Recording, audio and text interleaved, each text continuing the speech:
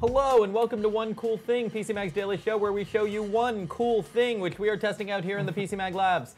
Actually, today we have five cool things. 5 things. I'm Sasha Sieg and this is Ajay Kumar, and we are here today with 5 new phones from Motorola that we will get to in a minute, but first we have to do our intro, and the intro is that if you are watching us live on Facebook, then please comment, ask questions. We want to have a discussion about phones. Let's talk about phones. We talk about phones a lot here, the two of us. We would like to talk about phones with you. If you are watching us later on YouTube, then watch us on Facebook instead. It's better. Or you can like and subscribe. We have a new One Cool Thing on PC Mag's page every weekday. Why do I keep stopping in the middle of this intro? I've done it 200 times. Okay, so what we have here are 5 Motorola phones. Why are there 5 Motorola phones? Because Motorola has a lot of SKUs for every carrier and every price point, really. So where to even begin? So this is basically Motorola's entire lineup of the G series and the E series. Okay. So these are the very latest successors to the G5 Plus and the E4, respectively. Okay. So now let's talk about Motorola's letters and kind of how those go up the Motorola lineup and what these are competing with, because these are not for... Hello, Moto. These are not for your iPhone buyer, right? No, no. These are basically replacing that entire market segment that ZTE and Huawei vacated, and these are like essentially solid workhorse mid-range phones.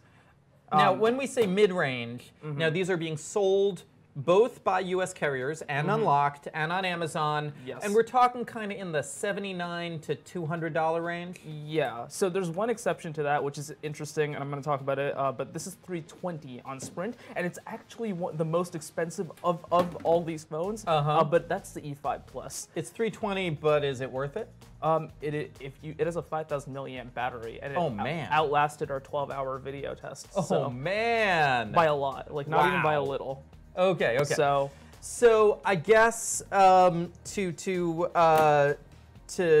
paraphrase Drake, let's start at the bottom and see where we end up with. The bottom. So here, I guess. All right. So basically entry level. This is the Moto E5 Play. That one's dead. Oh, okay. But this one's alive. Okay. So these are both the Moto E5 Plays. So these are Motorola's entry level. I guess, yeah, they're entry-level phones that you're going to get on carriers like Boost. Wait. They're both the Moto E5 Play, but they're physically different. They are physically different. So the Boost mobile version is this one that doesn't have a fingerprint sensor. The Verizon prepaid version that I have been testing and is currently dead is this one that does have a fingerprint sensor on the back. I asked Motorola why. They said it just suits Boost's price point better, even though Boost is a little bit more expensive. So it's an E5 Play, but you cannot be guaranteed to get the same E5 Play everywhere you go. No, and there's apparently a naming difference. There's a Moto E5 Fusion or some kind of on a different carrier. So I believe that's a Metro PCS one. Yeah. No, you should have seen me yesterday. I was losing my sanity trying to sort out all these phones. Okay, so the E5 Play, what are its specs? Is it worth however much Verizon and Boost are charging for it? So this is about, depending on where you buy it from, the E5 Play is about $80. It might be give or take $10 in either direction, depending on who you get it from. This is just your standard, so you have a Snapdragon 425 or 427 processor, depending on who you buy it from. It's about 2 gigs of RAM. As you can see, it's really smooth, Android 8.0, responsive. I think this is kind of why people go to Motorola for the low-end phones, because you have high-quality Qualcomm components, you know, no mysterious MediaTek or anything like that. High-quality Qualcomm components, relatively basic specs, clean software. Right. It's just, it does the basics, it does it well. Yeah, there's really not a lot to say about it. So like the camera's okay. It's not special. You're probably not going to buy this phone for the camera. It does have a camera. It works. That's the nicest thing I can say about it. But it can do some reasonable levels of multitasking. It's not slow. And if you're paying $80 and you want just a functional Android phone, which is what the E4 and E5, like that, the E series has always been, this fills that bracket. Okay, so now we step up from the G5, the E5 Play to the G6, not to the E5 Plus, yeah, right? because that kind of existed in its own separate area. Let's start with the G6. So these are basically the phone. The E5 Play are the phones you're gonna get on, Metro PCS, Boost, and those other, kind of carriers. Low-cost prepaid carriers. Yeah, prepaid carriers or prepaid on bigger carriers. The G6 and the G6 Play are both phones that you can buy unlocked. You'll also find them on carriers. At least you'll find the G6 Play on carriers. Motorola sent me a list of carriers that excludes, I think, only Sprint. So you can find the G6 Play on most carriers. So the G6 is really the successor to the G6 Plus, which we reviewed last year, or has it even been 2 years? You mean the G5 Plus? G5 Plus. This is going to happen a lot. Yeah. Oh, man. Yeah. So this is the successor to that. It really sticks to what made it our editor's choice last year. So you have the 1080 screen. It's sharp. It moves to the 18:9 aspect ratio, which is nice. It's very reachable, very one-handed. So can we talk for a minute about Moto's slightly confusing approach to dual rear cameras on these things? Yes. Let us do that. So the one big thing here is that it has two cameras. I don't remember the megapixel count for the second one off the top of my head. I believe it's 12 and 8 or 12 and 5. But what it does is the purpose is to shoot in bokeh mode. And it also has a special feature called spot color, where you can pick the color of some object, like red, and it'll gray out the entire background. So now that the Pixel exists, and it has been proven that you can do decent bokeh through software, I have a automatic prejudice against all of these companies that are putting second cameras on phones just to do bokeh. If you're going to pay for a whole second set of optics, do something better, do something bigger, do something more interesting. Do 2x or wide angle or something like that. Software bokeh is fine. That's my opinion, at least. I think they try to make it stand out with spot color, which is really nice for Instagram. I don't know if you're going to use it day to day, but one thing I want to point out is that the G6 camera actually impressed me for the way it shot in low light. So I compared this against, wow, it's a mid-range camera that a Moto G series camera that's decent in low light. I think this is the first time we've heard that in 5 seasons of the Moto G. Not just the Moto G, like mid-range phones in general. So the biggest competitor to this is the Nokia 6.1, which I've been testing. I compared the two of them side by side, and this reliably focused better. It was clearer. It was less noisy. It wasn't muddy. So this is it's not going to match any flagships, but if you look at other mid-range phones, it's solid. Okay, so that is great to hear. Okay, so we have, and so what's the difference between the G6 and the G6 Play? So you lose the second camera. Okay. But it doesn't seem to make a difference because I believe you can still shoot in bokeh. See, I told you. Actually, no, I don't see that mode. Oh, okay, so okay. You can't shoot in bokeh. Okay. But you do gain an extra 1,000 milliamps of battery, and you can see that this one is noticeably thicker. So 3,000 for the G6, 4,000 for the G6 Play. But speaking of battery, so this gigantic 6-inch monstrosity here has a 5,000 milliamp hour battery. It is, you said, 320 on Sprint. It is 320 or 280 depending on your pricing plan. So it's still more expensive than either of these, which is around like 250. But on Sprint, it's probably the best phablet that you can buy for that price. And now these guys, these G6s, are these 400 series or 600 series snaps?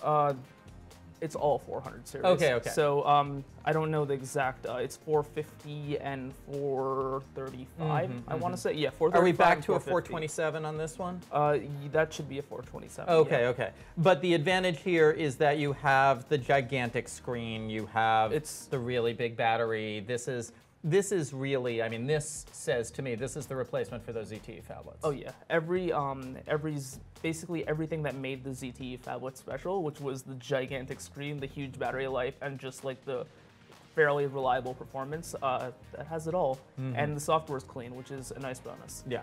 Let's take some questions. So none of these phones can actually use Moto Mods, right? What's happening with Moto Mods?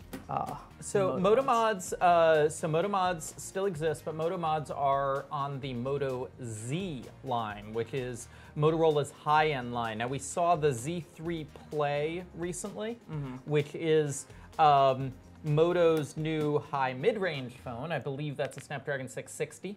Yes. Okay. Yeah. So that's Motorola's new high mid-range phone. It hasn't actually come out on any US carriers yet. It's coming out later this summer. Right. And we will almost certainly see a Snapdragon 845 sporting full-bore Moto Z3 later this summer. Something that replaces the Force. Right? Exactly, Yeah. exactly. So those are the phones with the Moto Mods. And you generally see those in the Z3 feels to me like a $499 phone. I mean, the Z3 Play. Yeah. That's what it was last year, around 500. Yeah, so you generally see the Moto Mod compatible phones in the $500 to $800 range.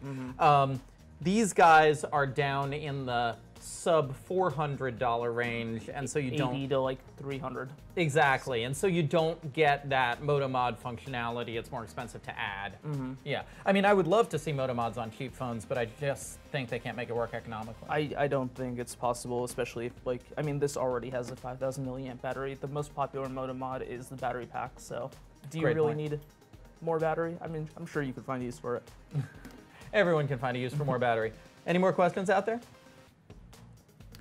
So they obviously have a lot of mid-range phones. Do you feel like there's a hole in this lineup at all? Is there a hole in this lineup at a price point? I can't really see one because a lot of it's going to depend on carrier pricing, which we don't have each carrier's price, but it feels like they kind of have covered the entire like 80 to 300 segment. So if there's a hole anywhere, it'll be filled by the Z3 Play, which will fill that 500, and then you have the 800 later on. So I can't see a hole. My bigger concern is that Motorola is so... Hello, Moto. Wait, hey, Moto. My bigger concern is that Motorola is so flooding the market with slightly different low-end phones. It creates a problem for branding and identity and desirability. Right. You can't really send a message that, hey, Moto has this one great inexpensive phone that you want, because Moto has 96 similar, slightly different inexpensive phones.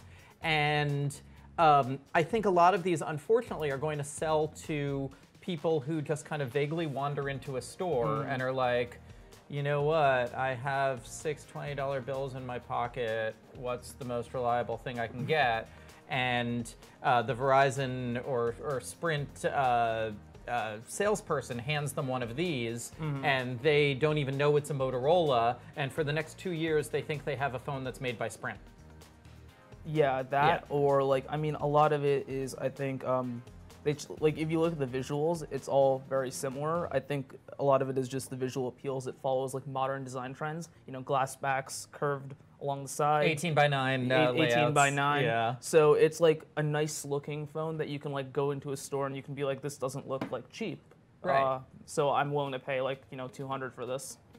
Well, there's a little bit of a contradiction in the message that we're having here. One is that these phones are really good, and a lot of people are going to like them, and we absolutely recommend them. But my sort of caveat is that I worry that they're not good in a way that buoys Motorola as a brand and a company and gives it identity and mind share, you know? Right. Yeah, but that may just be me, you know, chicken littling for the phone industry. I mean, I suspect that a lot of this big lineup is for the international market more than it is for the US. Like, in India or like, you know, Latin America, you know, you sell like one of these and it's extremely appealing. Yeah. And you can sell it at a price point where, you know, you'll just buy because they don't have the same carrier system as we do. Yeah, yeah, and yeah, I mean, as long as it undercuts, I mean, in India, as long as it undercuts the OnePlus 6. Oh yeah. Because that thing is a juggernaut in its price point in India. Definitely. Yeah, yeah. Any more questions out there? Okay, so these are a lot of mid-range Motorola phones. They're very good. You're still working on the reviews because there's such a ridiculous number of them. There's a large number of them, and basically I'm writing our entire mid-range phone lineup right now. So I've worked through about like half of these, and they're all tested. But, okay. So we have not, have you picked an editor's choice among them yet, or are we still waiting for edit on that? I mean, I can think out loud here, but I'm basically torn between, let's say, okay, so there are 3 options here. So unlocked, the G6 is a great phone. It's extremely affordable, but you can also buy the G6 Play unlocked. So if you don't care about camera performance as much, especially low light, the G6 Play is the phone I've liked a lot because of the battery life. It's a big battery. You can buy it unlocked almost anywhere. And if you're on Sprint, it's hard to complain about the E5 Plus. It's massive, it's capable, it can do everything you want to do. So okay, so here's our message. If you were looking for a phone in the US that costs under $350 right now, Motorola is making a lot of really good phones, a lot of really good inexpensive phones in that price range. And it behooves you to take a look at Motorola's lineup. Of course, take a look at our reviews when they're published, but you can take a look at Motorola's lineup yourself and see how these affordable phones can really satisfy your needs while not charging you a lot of money. Any last questions out there? Terrific. So this has been One Cool Thing with PCMag.com. Of course, we will be back on Monday with another cool thing. If you are on Facebook, please come back at 10 a.m. Eastern on Monday, and we can have the live discussion. If you're on YouTube, please like and subscribe, and come back to PC Mag's page any weekday. Every day we have another cool thing for you.